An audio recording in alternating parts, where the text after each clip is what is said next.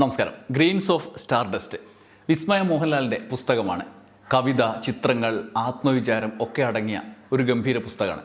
വിസ്മയ മോഹൻലാലിനെ കുറിച്ച് ഒരുപക്ഷെ ആ പുസ്തകം ഇറങ്ങുമ്പോൾ മോഹൻലാലിൻ്റെ മകള് എന്നതിനപ്പുറം നമ്മളാരും അധികമാരും അവരെക്കുറിച്ച് ചിന്തിച്ചിരുന്നില്ല. എന്നാൽ മോഹൻലാലിൻ്റെ പ്രഭാവലയത്തിലുള്ള ഒരു മകൾ എന്നതിലുപരി സമൂഹത്തെക്കുറിച്ച് ആഴത്തിൽ ചിന്തിക്കുകയും നിരീക്ഷണങ്ങൾ രൂപീകരിക്കുകയും ഒക്കെ ഉള്ളിൽ സൂക്ഷിക്കുകയും വേണ്ട സമയത്ത് അവതരിപ്പിക്കുകയും ചെയ്യാൻ ധൈര്യമുള്ള ആളാണ് എന്നാണ് ഇപ്പോൾ ഈ വർത്തമാനകാല സാഹചര്യം നമ്മളെ ബോധ്യപ്പെടുത്തിയത്. ഏറ്റവും ഒടുവിൽ ജന്തർ മന്ദിറിലെ CJP സമരത്തോടുള്ള പോലീസ് അതിക്രമം, ആ അതിക്രമത്തിനെതിരെ അവർ നടത്തിയ പ്രതികരണം നാട് മുഴുവൻ ചർച്ച ചെയ്തു. ഇഷ്ടപ്പെടാത്തവർ അവരെ നിരന്തരം ചീത്ത വിളിച്ചു, അപമാനിച്ചു. പക്ഷേ എല്ലാം സംയമനത്തോടെ അവർ നേരിട്ടു. ജൂഡ് ആൻ്റണി ജോസഫ് സംവിധാനം ചെയ്ത് ഓണം റിലീസായി എത്തുന്ന തുടക്കം എന്ന സിനിമയ്ക്ക് നേരെ വെറുപ്പിൻ്റെ ക്യാമ്പയിനും ഇപ്പോൾ ചിലർ ആരംഭിച്ചിട്ടുണ്ട്. അതിനിടെ വിസ്മയക്ക് രാഷ്ട്രീയ വിവരമില്ല എന്ന് പറഞ്ഞ് മേജർ രവിയെ പോലുള്ളവർ രംഗത്തെത്തിയത് നമ്മൾ കണ്ടു. എന്നാൽ ഈ അപമാനങ്ങൾക്ക് ഒക്കെ അപ്പുറത്താണ് വിസ്മയ എന്ന വ്യക്തിത്വം എന്ന് തെളിയിക്കുന്നതാണ് അവരുടേതായി പുറത്തു വന്ന ആദ്യത്തെ അഭിമുഖം. ഗലാട്ട പ്ലസ് എന്ന യൂട്യൂബ് ചാനലിൽ ഭരദ്വാജ് രംഗൻ നടത്തിയ അഭിമുഖം അവരുടെ ആദ്യത്തെ ദൃശ്യാഭിമുഖമാണ്. ആ അഭിമുഖത്തിലെ 10 കാര്യങ്ങൾ ഈ വീഡിയോയിലൂടെ നമുക്ക് പരിശോധിക്കാം.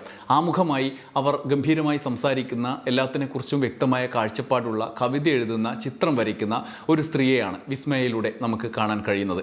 മോഹൻലാലിൻ്റെ താരഭാരം ജീവിതകാലം മുഴുവൻ ഗുണമായിരിക്കുമ്പോൾ തന്നെ പരിമിതിയായി മാറുന്നതും പലപ്പോഴും അനുഭവിച്ചിട്ടുണ്ടാകാൻ ഇടയുള്ള ആൾ കൂടിയാണല്ലോ വിസ്മയ. നമ്മൾ പൊതുവായിട്ടുള്ള സാമൂഹ്യ അനുഭവത്തിൽ നിന്നും നമ്മൾ ആളുകളെ കാണുമ്പോഴൊക്കെ അത് മനസ്സിലാക്കാവുന്ന കാര്യമാണ്.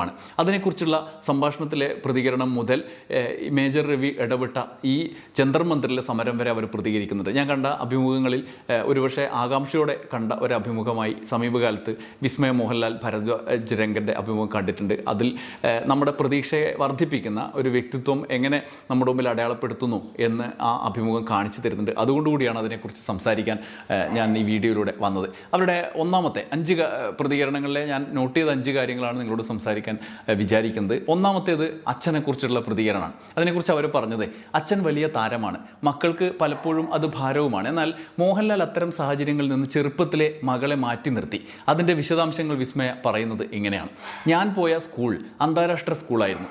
അവർക്ക് അച്ഛൻ സിനിമയിലാണ് എന്ന് അവ്യക്തമായ ഒരു ധാരണ മാത്രമേ പലർക്കും ഉണ്ടായിരുന്നുള്ളൂ. സ്റ്റാഫ് ചിലപ്പോൾ ചോദിക്കും അച്ഛൻ എങ്ങനെയുണ്ട് എന്ന്. വിദ്യാർത്ഥികളോടൊപ്പം ഞാൻ ഒരിക്കലും വ്യത്യസ്തത അനുഭവിച്ചിട്ടില്ല. ഒരിക്കൽ വാരാന്ത്യത്തിൽ സിനിമ കാണാൻ വരുമ്പോൾ അവിടെ എല്ലാവരും കൂടി ഇരുന്ന് സിനിമ കാണുമ്പോൾ അച്ഛൻ്റെ സിനിമ TV-യിൽ വന്നു. എല്ലാവരും മായയുടെ അച്ഛൻ എന്ന് പറഞ്ഞു. എല്ലാവരും എന്നെ തന്നെ നോക്കി. ഞാൻ അന്ന് ആകെ നാണിച്ചുപോയി. അതുമാത്രമാണ് അച്ഛൻ്റെ പേരിൽ ഞാൻ ഒറ്റപ്പെട്ടതായി തോന്നിയ ഒരേ ഒരു സന്ദർഭം. അല്ലാതെ ഒരു ഘട്ടത്തിലും ഒരിക്കലും മറ്റു കുട്ടികളിൽ നിന്ന് അച്ഛൻ്റെ പേരിൽ, അച്ഛൻ്റെ പ്രശസ്തിയുടെ പേരിൽ വ്യത്യസ്തത അനുഭവപ്പെട്ടിട്ടില്ല എന്ന് അവർ പറയുന്നുണ്ട്. ഒപ്പം അച്ഛൻ അവതരിപ്പിച്ച കഥാപാത്രങ്ങളെക്കുറിച്ച് പറയുന്നുണ്ട്. ആ കഥാപാത്രങ്ങൾ സിനിമ കാണുമ്പോൾ ദുരന്താത്മകമായ കഥാപാത്രങ്ങളാകുമ്പോൾ അതിൻ്റെ വേദന താനും അനുഭവിക്കും. ഇത് എൻ്റെ അച്ഛനാണെന്ന തോന്നൽ ഉണ്ടാകും. അപ്പോൾ ക്യാരക്ടറിന് അപ്പുറത്തേക്ക് ആ അഭിനയിച്ച ആൾ നമ്മുടെ മനസ്സിൽ സ്നേഹിതനാണ്, അല്ലെങ്കിൽ അച്ഛനാണ്, അല്ലെങ്കിൽ സഹോദരനാണ് എന്നൊക്കെ ഇടപെടുന്നാണല്ലോ പറയാറുള്ളത്. അത് തനിക്കുണ്ടാകാറുണ്ടെന്നാണ് വിസ്മയ പറയുന്നത്. ഒപ്പം സിനിമ സെറ്റുകളിലെ അനുഭവം അവർ വിശദീകരിക്കുന്നുണ്ട്. ചെറുപ്പത്തിൽ അച്ഛൻ്റെ സെറ്റുകളിൽ പോയിട്ടുള്ള കാര്യം പറയുന്നുണ്ട്. പക്ഷേ അത് അപൂർവമായിട്ട് മാത്രമാണ് അങ്ങനെ ഉണ്ടായിട്ടുള്ളത്. ചെറുപ്പത്തിൽ അച്ഛനൊപ്പമുള്ള ഓർമ്മ വളരെ കുറവാണ്. അമ്മയ്ക്കൊപ്പമാണ് ഓർമ്മകൾ കൂടുതലും. അച്ഛൻ ജോലി കാരണം നമ്മുടെ വീട്ടിലും അല്ലെങ്കിൽ ഒരുമിച്ച് സമയം ചെലവഴിക്കുന്ന കുറവായിരുന്നു. അവധികളിലാണ് വരാറുള്ളത്. ടീനേജ് കാലത്ത് കൂടുതൽ അഭാവം തോന്നി, അച്ഛൻ്റെ അഭാവം. പിന്നീട് മനസ്സിലായി ഇത് അദ്ദേഹത്തിൻ്റെ അഭിനിവേശമാണ്, സിനിമ, ജോലിയാണ്. അദ്ദേഹം എപ്പോഴും വിളിച്ചുകൊണ്ടാണ് പ്രതികരിക്കാറുള്ളത്. പക്ഷേ അതിനോടൊന്നും അങ്ങനെയുള്ള അഭാവത്തിലോ അല്ലെങ്കിൽ അദ്ദേഹം വരാതിരിക്കുന്നതിലോ ഒരു ദേഷ്യം തോന്നിയിട്ടില്ല എന്നാണ് വിസ്മയ പറയുന്നത്. അതൊരു മനസ്സിലാക്കലാണ്. എൻ്റെ കവിതാ സമാഹാരത്തിന് അച്ഛൻ ആമുഖം എഴുതിയത് ഇങ്ങനെയാണ്: അർത്ഥത്തെക്കാൾ വികാരങ്ങളെക്കുറിച്ചാണ് എഴുതിയത് എന്ന് പറഞ്ഞതാണ്. അത് വളരെ മനോഹരമായിരുന്നു എന്ന് വിസ്മയ പറയുന്നുണ്ട്. അമ്മയുടെ പിന്തുണയില്ലാതെ ഈ സിനിമ ഉണ്ടാകുമായിരുന്നില്ല, ഈ പ്രവേശനം സാധ്യമാകുമായിരുന്നില്ല എന്ന് അവർ പറയുന്നുണ്ട്. അമ്മ സുചിത്ര എപ്പോഴും ഉണ്ടായിരുന്നു. ഞാൻ അമ്മയോടെല്ലാം പറയും, ഞാൻ എത്ര ആഗ്രഹിക്കുന്നു എന്ന് അമ്മയ്ക്കറിയാം എന്നാണ് അവർ പറയുന്നത്. സിനിമയിലേക്കുള്ള പ്രവേശനത്തിൽ മോഹൻലാലും പ്രണവും നൽകിയ നിർദ്ദേശത്തെക്കുറിച്ചും വിസ്മയ വിശദീകരിക്കുന്നുണ്ട്. പ്രണവിനോട് ചോദിച്ചു, ഞാനിങ്ങനെ ഇങ്ങനെ സിനിമ അവസരമുണ്ട്, എന്താ ചെയ്യാമെന്ന് ചോദിച്ചു. അപ്പോൾ അവൻ പറഞ്ഞു, വെറുതെ പോയി സന്തോഷിച്ചിട്ട് വരൂ എന്ന്. എന്നാൽ അച്ഛൻ പറഞ്ഞത് വേറൊരു കാഴ്ചപ്പാടാണ്. ഇത് നിൻ്റെ സ്വന്തം യാത്രയാണ്, നീ സ്വയം കണ്ടെത്തണം, എങ്ങനെ ചെയ്യണമെന്ന് ഉപദേശിക്കാൻ മൂപ്പര് ഉണ്ടായിരുന്നില്ല എന്നാണ് അച്ഛനെക്കുറിച്ച് പറയുന്നത്. അതായത് സ്വയം കണ്ടെത്തണം എന്ന നിർദ്ദേശമാണ് പറഞ്ഞത്. പക്ഷേ സെറ്റിൽ വെച്ച് എൻ്റെ അമിതമായ വേഗതയും വെപ്രാളവും ഒക്കെ കണ്ട് അച്ഛൻ പറഞ്ഞു, സാവധാനമാണ് ക്യാരക്ടർ ചെയ്യേണ്ടത് എന്ന് പറഞ്ഞു. ജീവിതത്തിൽ അച്ഛൻ എപ്പോഴും ഞങ്ങളെ സ്വയം കണ്ടെത്താൻ അനുവദിച്ചു, ഇങ്ങനെ ചെയ്യണമെന്ന് ഒരിക്കൽ പോലും പറഞ്ഞിട്ടില്ല എന്ന് വിസ്മയ പറയുന്നുണ്ട്. അതിൻ്റെ ക്വാളിറ്റി അവരുടെ പ്രതികരണത്തിൽ, ഈ അടുത്ത കാലത്തുണ്ടായ സംഭവത്തിലെ പ്രതികരണത്തിൽ നമുക്ക് കാണാൻ കഴിഞ്ഞിട്ടുണ്ട്.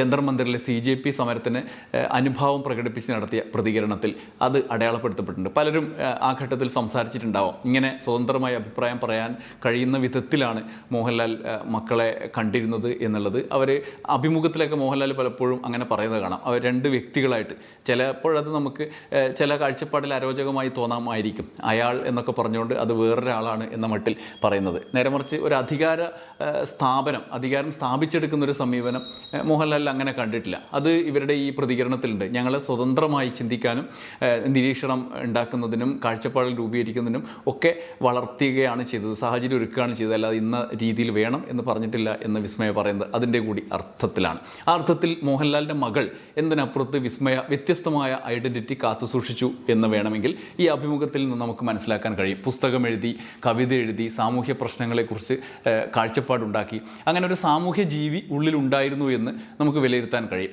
വർത്തമാനകാലത്ത് വിദ്യാർത്ഥികളുടെ സമരത്തോട് കേന്ദ്ര സർക്കാർ കാണിച്ച ഈ ക്രൂരമായ പോലീസ് നടപടിക്കെതിരായി പ്രതികരിക്കുമ്പോൾ കേരളത്തിലടക്കമുണ്ടായ പ്രകമ്പനം ശ്രദ്ധിച്ച ആളുകൾക്ക് അറിയാം.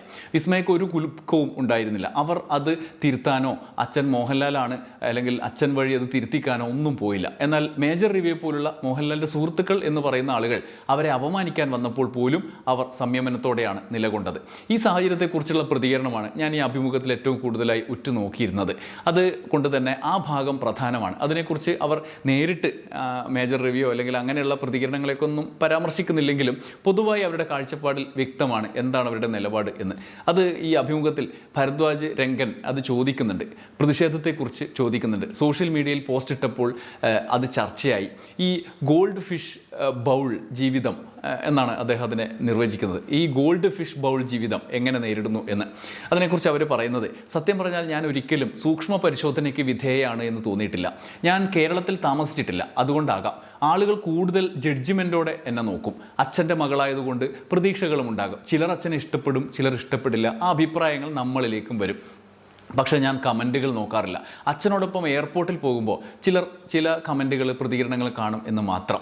പ്രണവ് നൽകിയ നിർദ്ദേശങ്ങളും ഈ സാമൂഹ്യ വിഷയങ്ങളിലടക്കമുള്ള പ്രതികരണങ്ങളെക്കുറിച്ച് നമുക്ക് ചേർത്ത് വായിക്കാവുന്നതാണ്. അതിനെക്കുറിച്ച് വിസ്മയ പറഞ്ഞത് ഇങ്ങനെയാണ്: പ്രണവിനോട് ഞാൻ അവനോടെല്ലാം സംസാരിക്കുന്ന ആളാണ്. എന്തെങ്കിലും സംഭവിച്ചാൽ അവൻ പറയും, നീ പറയുന്ന ഏതൊരു കാര്യത്തിനും പ്രത്യാഘാതമുണ്ടാകും എന്ന്. ഒരു സുഹൃത്ത് പറഞ്ഞു, എനിക്ക് എന്തും പോസ്റ്റ് ചെയ്യാം, പക്ഷേ നീ 2 തവണ ആലോചിക്കണം എന്ന്. അതാണ് ഈ കാര്യത്തിലെ പ്രധാനപ്പെട്ട പ്രതികരണമായിട്ട് എനിക്ക് തോന്നിയത്. മൂന്നാമത്തെ കാര്യം, മലയാളത്തിൻ്റെ ഭാഷയുടെ പ്രത്യേകതകളായിട്ട് അവർ പറഞ്ഞാണ്. ഈ സിനിമയിൽ നിങ്ങൾക്ക് അറിയാവുന്ന അറിയില്ല, ഈ സിനിമയിൽ കഥാപാത്രത്തിൽ ആ കഥാപാത്രത്തിന് ഡബ് ചെയ്യുന്നത് അവരല്ല, വിസ്മയല്ല. അവർക്ക് മലയാളത്തിൽ പരിമിതമായ പ്രയോഗ ശൈലികളിലൊക്കെയുള്ള ബുദ്ധിമുട്ടുകളുണ്ട്, പരിമിതമായിട്ടാണ് മാത്രമേ അറിയാം. അതുകൊണ്ട് ഡബ് ചെയ്യുന്നത് വേറൊരാളാണ്. അതിൻ്റെ മലയാള ഭാഷയോടുള്ള പ്രത്യേകതകൾ, ആ ഭാഷ എന്തുകൊണ്ട് ഇങ്ങനെ ഈ മട്ടിൽ കൈകാര്യം ചെയ്യാൻ അറിയില്ല എന്നതൊക്കെയുള്ള ചർച്ചകൾ ഇപ്പം വരുന്നുണ്ട്. ഭാഷ തന്നെ ആഴത്തിൽ മനസ്സിലാക്കുന്നത് ഈ സിനിമാ കാലത്താണ് എന്ന് അവർ പറയുന്നുണ്ട്. അഭിനയത്തെക്കാൾ കൂടുതൽ ബുദ്ധിമുട്ട് മലയാള ഭാഷയായിരുന്നു എന്ന് ഭരദ്വാജ് രംഗനോട് പറയുന്നുണ്ട്. മലയാളം അതാണ് ഏറ്റവും ഭയപ്പെടുത്തിയത്. അഭിനയം മറ്റ് കലാരൂപങ്ങളുമായി ബന്ധപ്പെടുത്താം. കവിതയിൽ വികാരങ്ങൾ ശരീരത്തിൽ നിന്ന് പുറത്തു വരുന്നു, അഭിനയത്തിൽ വികാരങ്ങൾ അകത്തേക്കെടുത്ത് ശരീരത്തിൽ അനുഭവിച്ച് പുറത്തേക്ക് വിടുന്നു. മലയാളമാകട്ടെ ബുദ്ധിപരമാണ്, അതെൻ്റെ ചിന്താഭാഷയല്ല. അതാണ് ബുദ്ധിമുട്ടായിരുന്നത്. അതുകൊണ്ട് ഞാൻ മുഴുവൻ സ്ക്രിപ്റ്റും 1 മാസം മുമ്പ് തന്നെ പഠിച്ചു. ജൂഡ് 1 മാസം മുമ്പ് തന്നെ അതെനിക്ക് തരികയും ചെയ്തു എന്ന് പറഞ്ഞു അവർ വിശദീകരിക്കുന്നുണ്ട്. അങ്ങനെ പിന്നീട് ഈ സിനിമ കഴിഞ്ഞതോടുകൂടി മലയാളത്തോടുള്ള ഇഷ്ടം വർദ്ധിച്ചു, അത് പ്രയോഗിക്കാനും ശീലമായി എന്ന് അവർ വിശദീകരിക്കുന്നുണ്ട്. ഇനി 4ാമത്തെ പോയിന്റ്, അവർ അഭിനയത്തിലേക്ക് വരുന്നതിന് മുമ്പ് നമ്മൾ കവിത എഴുതുകയും ചിത്രം വരയ്ക്കുകയും ഒക്കെ ചെയ്യുന്നൊരു വിസ്മയം നമ്മൾ കണ്ടിരുന്നു. എന്നാൽ അവർ തിയേറ്ററിൽ ഇഷ്ടപ്പെടുകയും അതിനുവേണ്ടി പ്രവർത്തിക്കുകയും പഠിക്കുകയും ചെയ്ത ഒരാൾ കൂടിയാണ് എന്ന് വിശദീകരിക്കുന്നുണ്ട്. തിയേറ്റർ ഇഷ്ടമായിരുന്നു എന്ന് പറയുന്നത്, നാടകം ഇഷ്ടമായിരുന്നു, സ്റ്റേജിൽ നിൽക്കുമ്പോൾ അഭിനയിക്കുമ്പോൾ അപ്പോഴാണ് ശരിക്കും ജീവിക്കുന്നതായി തോന്നിയത്. സിനിമ അങ്ങനെയല്ല, സിനിമ വേറൊരു തലത്തിലുള്ളതാണ്. ഇത് ഞാൻ ഇഷ്ടപ്പെടുന്നു എന്ന് നാടകം ചെയ്യുന്ന കാലത്ത്, തിയേറ്റർ ചെയ്യുന്ന കാലത്ത് തോന്നിയിരുന്നു. എപ്പോഴും തിയേറ്ററുമായി ചേർന്ന് നിൽക്കാൻ ആഗ്രഹിക്കുകയും ചെയ്തിരുന്നു. അതിനൊപ്പം എപ്പോഴോ ഇതും സിനിമയും പരീക്ഷിക്കണം എന്നാഗ്രഹിച്ചു. ആത്മവിശ്വാസമില്ലായിരുന്നു. കുറച്ച് വർഷങ്ങൾക്ക് മുമ്പ് അമ്മയോട് പറഞ്ഞു, ഇപ്പോൾ ഇത് സംഭവിക്കുകയും ചെയ്യുന്നു, ഇപ്പോൾ അല്ലെങ്കിൽ ഒരിക്കലുമില്ല എന്ന രീതിയിലായിരുന്നു ജൂഡ് ആൻ്റണി ജോസഫിൻ്റെ കയ്യിലെ കഥ പറഞ്ഞത്. അമ്മ ചോദിച്ചുകൊണ്ടിരുന്നു, നീ ഇത് ചെയ്യുമോ, യെസ് പറയുമോ എന്ന്. ഞാൻ എൻ്റെ ശരീരഘടനയും മലയാളത്തിലെ പരിമിതമായ ഈ സ്ലാങ്ങിലുള്ള പരിമിതിയും ഒക്കെ കാരണം പലതും അമിതമായി ചിന്തിച്ച് മടിച്ചു നിന്നു. ഒടുവിൽ വെറുതെ ചെയ്തു നോക്കാം എന്ന തീരുമാനത്തിലെത്തി. തിയേറ്ററിൽ കുറച്ച് കോഴ്സുകൾ മാത്രം ചെയ്തിട്ടുള്ളൂ. ആത്മവിശ്വാസത്തിൻ്റെ കുറവ് ഉണ്ടായിരുന്നു. അതുകൊണ്ടൊക്കെ കൂടിയാകാം സിനിമയിലേക്കുള്ള വരവ് വൈകിയതും. നേരത്തെ തുടങ്ങിയിരുന്നെങ്കിൽ എന്ന് ഇപ്പോൾ ആഗ്രഹിക്കുന്നു. പക്ഷേ കാര്യങ്ങൾ ഓരോന്നും അവയുടെ സമയത്താണല്ലോ സംഭവിക്കുന്നത്. ചിത്രം വരയ്ക്കുന്ന ചിത്രങ്ങൾ പലതും പ്രളയത്തിൽ നശിച്ചുപോയ അനുഭവം, നിരാശ അവർ പ്രകടിപ്പിക്കുന്നുണ്ട്. അഞ്ചാമത്തെ കാര്യം അവരുടെ ശരീരഘടനയെക്കുറിച്ചുള്ള ചോദ്യം വന്നപ്പോഴാണ്. ആ ശരീരഘടന നേരത്തെ പറഞ്ഞല്ലോ, അഭിനയിക്കാനുള്ള ഇത് വന്നപ്പം തൻ്റെ ശരീരം എങ്ങനെയാണ് സ്വീകരിക്കപ്പെടുക എന്നൊക്കെ ഉള്ളത്, അതിനെക്കുറിച്ചുള്ള ആശങ്ക എപ്പോഴും പ്രസക്തമായിട്ട് ഉണ്ടായിരുന്നോ എന്ന് ചോദിക്കുന്നുണ്ട്. അപ്പം അത് അങ്ങനെ പ്രസക്തമാണ് എന്ന് കരുതുന്നില്ല എന്നവർ പറയുന്നുണ്ട്. പക്ഷേ കാഴ്ചക്കാർ പലരും കരുതും. കാര്യങ്ങൾ മാറുകയാണ്. ഒരു പ്രത്യേക ശരീരഘടന മാത്രമല്ല എല്ലാവരും. അത് മാറുന്നത് നല്ലതാണ്. ചെറുപ്പത്തിൽ മെലിഞ്ഞിട്ടായിരിക്കണം എന്നായിരുന്നു വിചാരം. ഇപ്പോൾ ഫിറ്റായിരിക്കുക എന്നതാണ്. ഞാൻ ഏകദേശം 100 കിലോ വരെ ഉണ്ടായിരുന്നു. പടികൾ കയറാൻ പോലും ബുദ്ധിമുട്ടുള്ള കാലം ഉണ്ടായിരുന്നു. തായ്ലൻഡിൽ ഫിറ്റ്കോ എന്ന സ്ഥലത്ത് മുയ്തായ് എന്ന് പറയുന്ന ആയോധന കല പരീക്ഷിച്ചു. തുടക്കത്തിൽ ഇഷ്ടപ്പെട്ടില്ല. കോവിഡ് വന്നു. ഞാൻ പിന്നെ തിരിച്ചു പോവുകയും ചെയ്തില്ല. പിന്നീട് അത് പോയി ചെയ്തു. ഇഷ്ടപ്പെട്ടു. തായ്ലൻഡ് ഭാരം കുറക്കാൻ വേണ്ടി പോയതായിരുന്നില്ല തായ്ലൻഡിൽ. പക്ഷേ 2-3 ആഴ്ച യാത്ര ചെയ്യാൻ പോയപ്പോൾ അവിടുത്തെ സ്വാതന്ത്ര്യത്തിൽ മുഴുകിയ ഘട്ടത്തിലാണ് ഇത് ചെയ്തത്. അന്ന് അവിടെ പോയപ്പോൾ ബൈക്ക് എടുത്ത് എവിടെയും പോകാം, നല്ല സുഹൃത്തുക്കളെ കിട്ടി, ചിത്രം വരയ്ക്കാൻ പറ്റിയ സ്ഥലം, അങ്ങനെയാണ് അവിടെ തുടർന്നത്. അതിൻ്റെ ഭാഗമായിട്ടാണ് ഇത് ചെയ്തത്. അങ്ങനെയാണ് ശരീരം ശ്രദ്ധിച്ച് ഈ ഫിറ്റായിരിക്കുക എന്നുള്ള കാഴ്ചപ്പാടിലേക്ക് എത്തിയത് എന്നവർ പറയുന്നുണ്ട്. എന്തായാലും ഈ അഭിമുഖം കണ്ടപ്പോൾ എന്തുമാത്രം വ്യക്തതയുള്ള കാഴ്ചപ്പാടുള്ള ആളാണ് വിസ്മയ മോഹൻലാൽ എന്ന് തോന്നിപ്പോയി.